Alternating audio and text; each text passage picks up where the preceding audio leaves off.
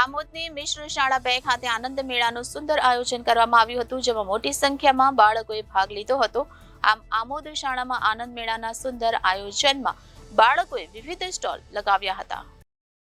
આમોદની મિશ્ર શાળા 2 ખાતે આજ રોજ આનંદ મેળાનું સુંદર આયોજન કરવામાં આવ્યું હતું, જેમાં મોટી સંખ્યામાં બાળકોએ ભાગ લીધો હતો।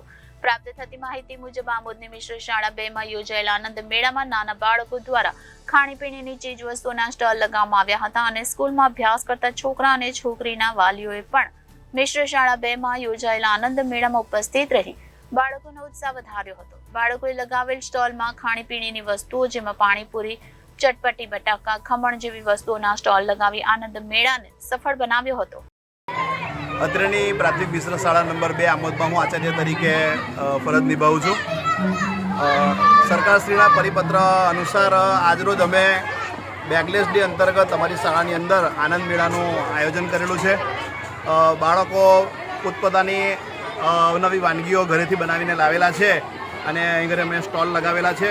આ સ્ટોલની અંદર બાળકો પોતાની જાતે વેચાણ કરે છે અને બીજા જે બાળકો છે એ ખાણીપીણીનો આનંદ લઈ રહ્યા છે।